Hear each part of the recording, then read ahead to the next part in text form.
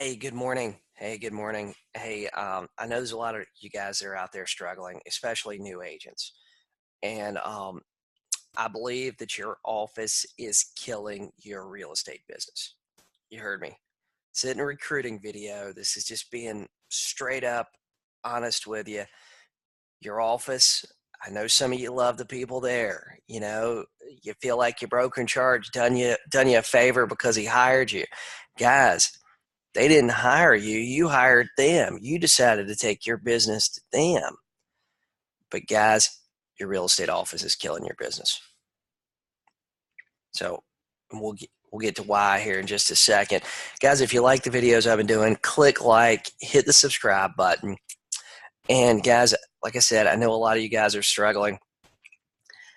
If you look down in the link in the description, I am going to give you my 2019 business planning webinar completely for free. There's a link down in the description.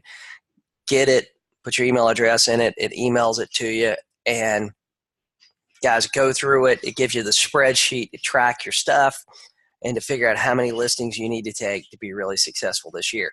So let's get into it. Guys, comment below. Comment below and tell me what you think about this video. So guys, one of the biggest things I see in the real estate industry is a lot of these brokers and trainers that you have at your offices, they were never successful. They're teaching you stuff that came from a book, typically came from a book that was passed down by somebody in training with the franchise or something, and who knows where they got it from. But the stuff they're teaching you, they don't have enough experience to really teach you how to sell real estate. Here's the secret. Most of these people that own franchises, especially some of the small franchises out there, they bought the franchise because they thought that's how they were going to make money. They never made money actually selling real estate.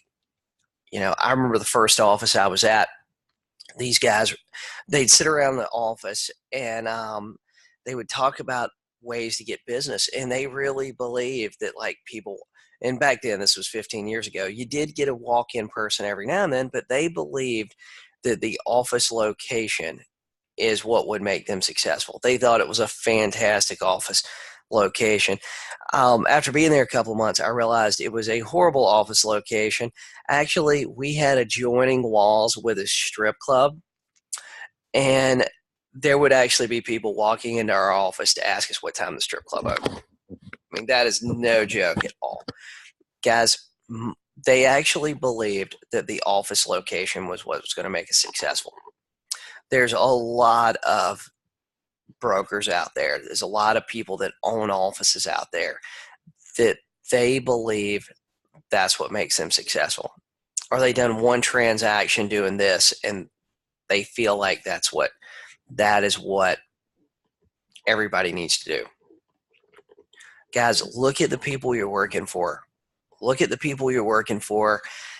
If they haven't done it, if they're teaching you something that they haven't done, and they've never done it before and they have no experience doing it and they haven't been really successful in the real estate business, then guys, especially you guys new agents, it's hard to change offices, but sometimes you do. One thing I've learned is that most successful agents, when you talk to them, they actually switched offices the first 2 or 3 months in the business.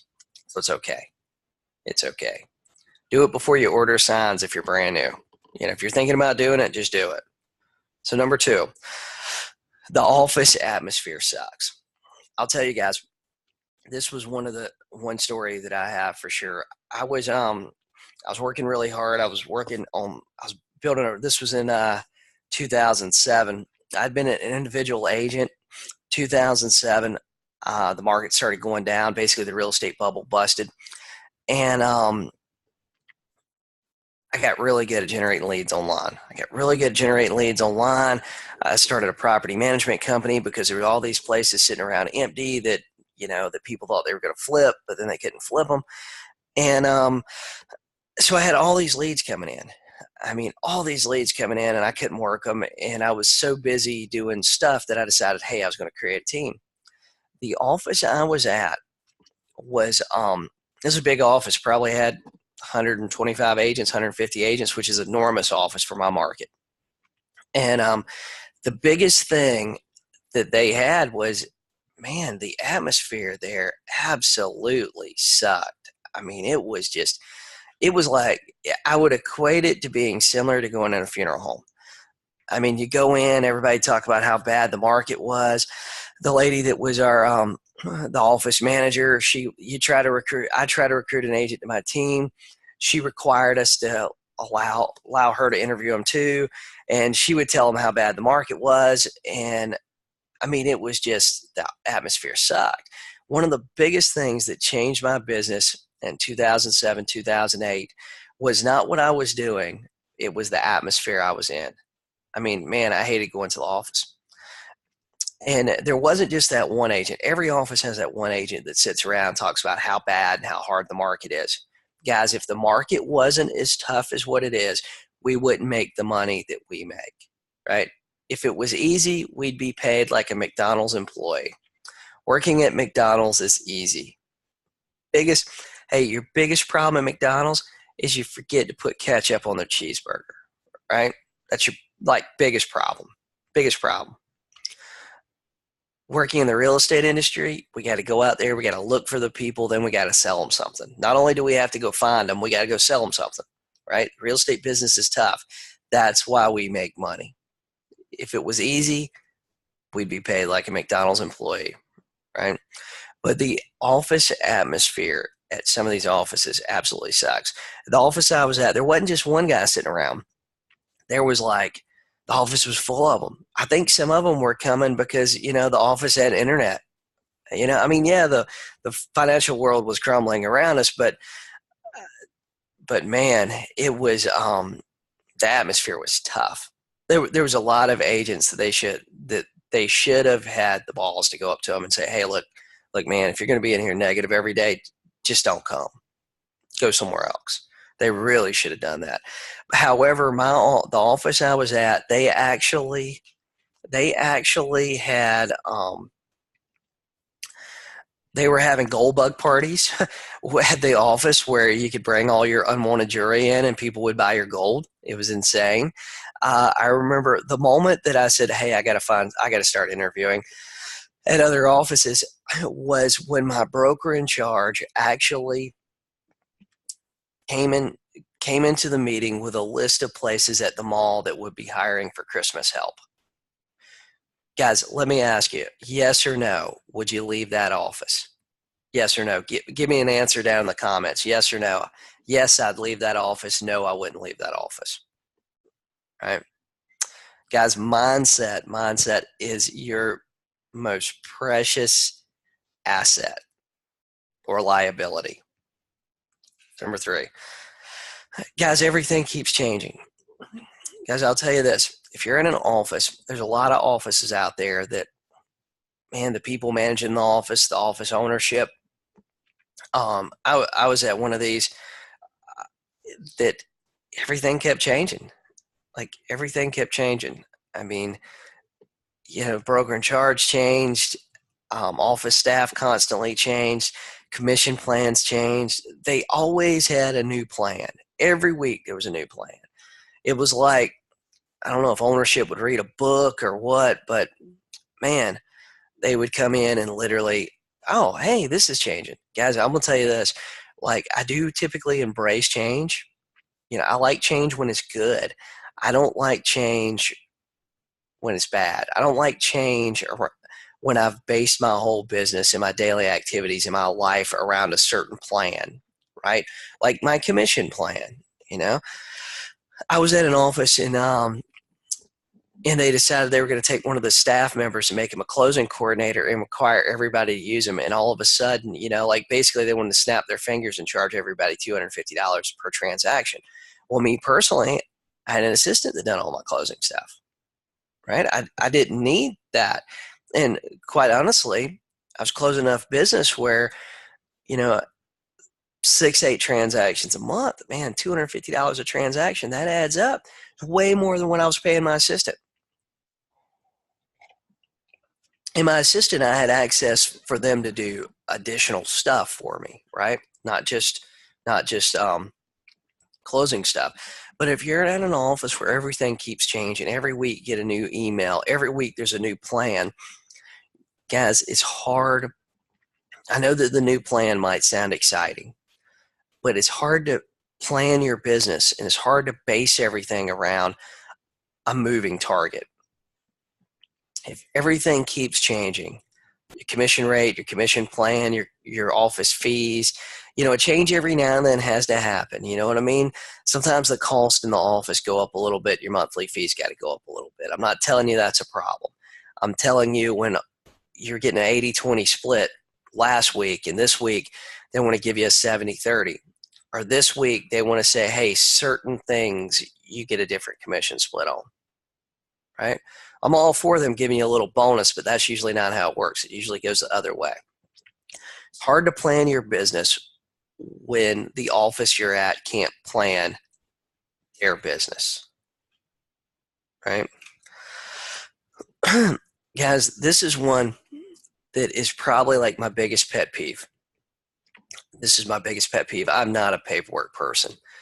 I'm the person, I have a little stack sitting around in my office of papers that I know where everything is, but nobody else could ever find it. But I was in an office one time and it was so discouraging that every transaction, it felt like there was a new form, there was a new piece of paperwork, there was something the broker in charge done. And I mean, I'm all for protecting us. I'm all for disclosing things. I'm all for, a lot of stuff, but I'm not for paperwork just to have more paperwork to look important. And sometimes I think what it is when you work at these big brokerages and you have a broker that's constantly you feel like every month you get a new listing form that's not state required, right? It's office required. I feel like sometimes they're doing that because they feel like they have to justify their position. And I feel like they have to justify their position. And it gets a little bit discouraging, like especially you get 10, 12, 20, 30 listings. And then this office I was at, they want me to go back to all my listings and get the new form signed.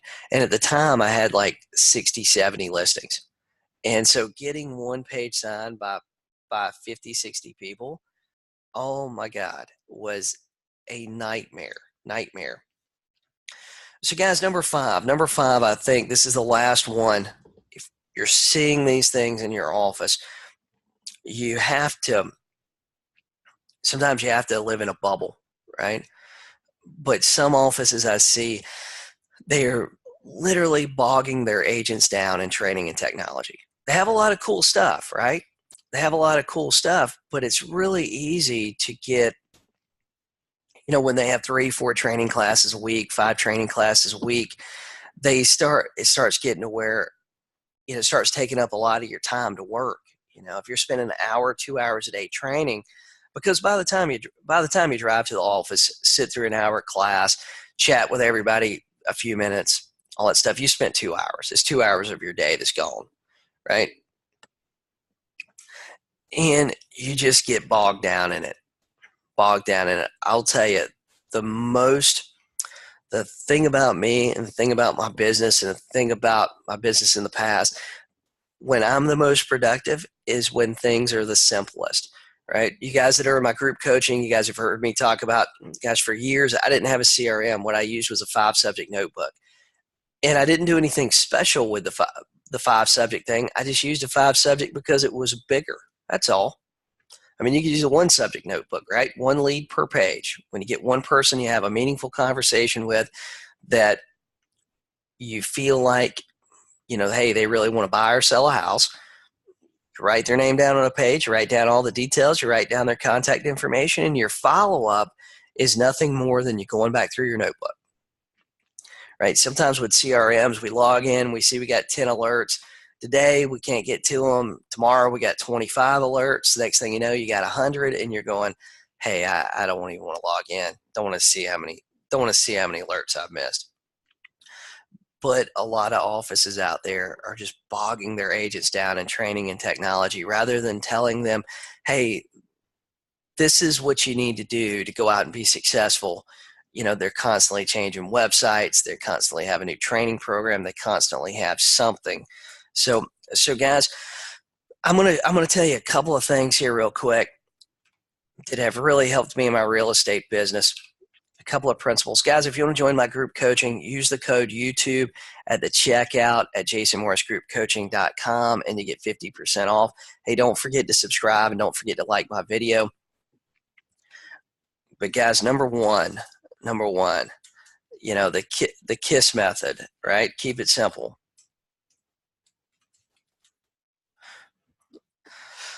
Guys, this is something that I have learned that I am operating at my maximum peak when everything is simple, right? When everything is simple. And number two, guys, I joke about this with people and stuff, but I tell them I live in a bubble. And I'll tell you why. I'll tell you why I say that. Okay, we live in a gated community. All my neighbors are successful professionals, right? So, all the people that I interact with when I get home that aren't really like my friends that I text or message through Facebook or whatever, all of them are pretty successful people, right? So I don't deal with anything that affects my mindset when I get home. I don't deal with anything like that. Okay, I constantly watch motivational videos. I'm listening to motivational podcasts. I watch things because I want to hear about people being successful. I don't want to hear about people being broke. I don't want to hang around people that are broke. I don't go to an office. Guys, that's probably like one of the things that has been a significant help with me personally in my real estate business. I don't go to an office, right? I do have a little executive office that I rent by myself, but the reason I don't go to, well, my office, I work for eXp Realty, so we don't really have offices, right? But even when I worked for more brick and mortar offices that had offices, I didn't go to the office. I either worked from home or I rented a place. Or I had my own private office and I'd get there before everybody and I'd slip out around lunch. But I didn't talk to anybody in the office. And the reason I didn't talk to anybody in my office is because I was doing a lot of things different. I was getting on the phone. I was prospecting. I wasn't real interested in Facebook ads. I wasn't interested in the latest, greatest technology. I wasn't interested in all that stuff. And guys, when you're doing something that's different than the norm, you're going to get pushback. That is a fact. When you're pushing in a different direction, when you're doing something that's different than the other people around you, you're going to get pushback. You're going to get they're going to talk down about it. That's it. They're going to talk down about it, and it's just the way things are. But guys, I live in a bubble, right? Number three. The number three thing with my business that I've managed to do this that I feel like it's been a good thing is low overhead. Guys, all the systems I talk about in my real estate coaching program are things I actually do, right? Things I've actually done, right? It's things I actually practice. So with low overhead, one of the things I've been like a lot of other agents where my overhead in my business just exploded, right? And I don't want to say it got me in trouble, but it made me not profitable. And we're in the business to make a profit. Guys, most of the technology that a lot of us say, oh, our clients are asking for, our clients don't really know about. They're asking for it because we keep telling them about it, right? Like drone footage for an average house. I've never heard anybody say, hey, I'd like to buy that house at 123 Main Street, but man, they didn't have any pictures of the roof. They didn't do drone footage. I can't see how far it is away from the beach, I've never heard anybody say that. But agents are constantly doing it, and depending on your market, drone footage might add $200 to $500 to the cost of you taking a listing before the listing sold, as soon as the paperwork's signed. So what happens with a lot of agents is they're listing $100,000 houses, they're listing $200,000 houses, but they're hiring a staging expert. They're promising professional photography. They're promising drone footage. Let's add that up. Let's add that up real quick. So staging. Let's see. Staging, I don't know how much it's costing you in your market, but it's probably $250 here. Drone footage with a nice video and stuff is probably going to be about $400. Professional photography. Let's see. Let me shorten this up so we can get it in the box. Professional photography is going to be $200. I mean, you might get it cheaper, but they probably aren't very good. Guys, I even see agents, what they'll do is they have a company putting out their signs, or they're buying signs that are super fancy. Guys, if you're just starting out and you don't have much money, or you're taking a lot of listings, buy cheap signs. They're going to get stolen. They're going to get picked up by the trash guy. They're going to get picked up by the city. You know, you're going to have people steal your sign. And if you're spending $200-300 a sign, and guys, agents are spending crazy money on signs.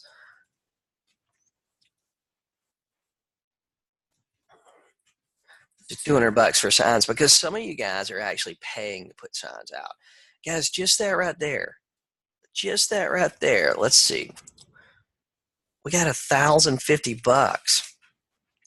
Now, this is $1,050 that's due when the listing is signed. How many listings could you take if every single listing was costing you $1,000 the day you got the listing paperwork signed, right? How many listings could you take? Let's just get rid of that. Let's say your office provides you signs, right? You're not going to do drone footage. You're not going to do staging. You're just doing professional photography. Just professional photography. How many listings could you take if it was costing you $200 a month? I would recommend that you guys go out and buy you a nice camera with a wide angle lens. And for your average listings, hey, when you're at the listing appointment, snap the pictures then. That way you get started today. But guys, keeping control of your overhead.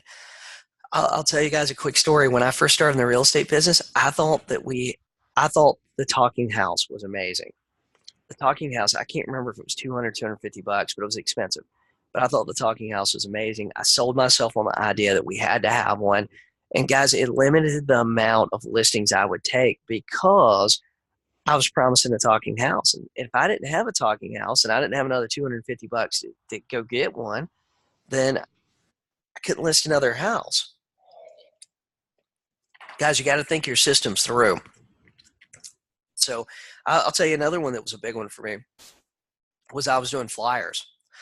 Now, if you're working in one neighborhood, flyers aren't that bad because you just drive around that neighborhood and probably put flyers out at your one listing, right? If you got a bunch of listings, 20 or 30 listings, you're promising a flyer box.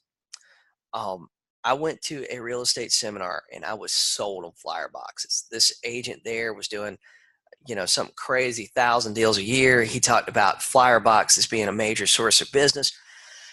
I had, at the time, I think I had like 40, 45 listings.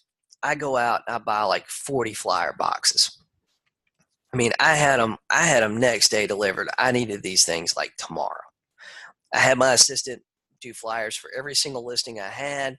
I got a 1-800 number put on the back. I mean, I'd done everything this guy told me. What it did, this is all it did for me, is it created another job for me or my assistant, because I went out and I sold these flyer boxes to people, right? I told them like how important they were and how they're going to bring us more sales and bring us more people looking and all this stuff. What I did not realize was that what it ended up being is one day a week, either me or my assistant would have to drive around and fill up flyer boxes, because if the flyer box wasn't full, man, these people were calling you. But guys, I'm going to tell you this, and then I'm going to wrap it up today. Okay, number one, the reason I keep it simple is because the more complex your systems are, the less likely it is that you're going to do it. That's number one. Number two, I live in a bubble. I live in a bubble not because I don't like people, not because of any other reason except for I want to protect my mindset. Okay, if you're hanging around people that are minimum wage employees and they have minimum wage employee mindsets, then you're going to start developing that same mindset. If you're hanging around people that are making $500,000 a year, $1 million a year, they're doing a lot of stuff, all of a sudden you're going to think you can do a lot of stuff too, right? You're going to start developing some of those habits, things they talk about. You're going to start developing some of those things, right? If you're listening to podcasts where they're interviewing successful people, you're going to start developing some of those success habits too, right? You're going to pick up little things here and there, right? Number 3, the reason why you want low overhead. Number one, it makes you more profitable, right? It makes you more profitable. Okay, that's number 1. Number 2 is it allows you the ability to change when the market changes. It gives you flexibility. If you're locked into 10 grand a month in payments between your Zillow, your Trulia, your office, whatever, between employees and all this stuff, then it makes change really, really hard, right? And it makes you less profitable. And all of a sudden, if the market changes, we experienced a little dip in a lot of markets, but we haven't experienced a real market change. If the market changes and your overhead is sky high, it will affect your lifestyle. It will affect your business. It will affect what you're doing every day. So guys, hey, if you're looking at changing your business, you're brand new in the business, you're struggling, dude, my systems are almost all low cost, no cost lead generation. Guys, all you have to do is go to jasonmorrisgroupcoaching.com, put in the code YouTube, and that will actually give you 50% off the first month. It's $20 for the first month, $40 after that. It's month to month. There's no subscription there's no long-term requirement or anything like that. Guys, like I said, if you like this video, give me a thumbs up, leave some comments, and I'll talk to you soon.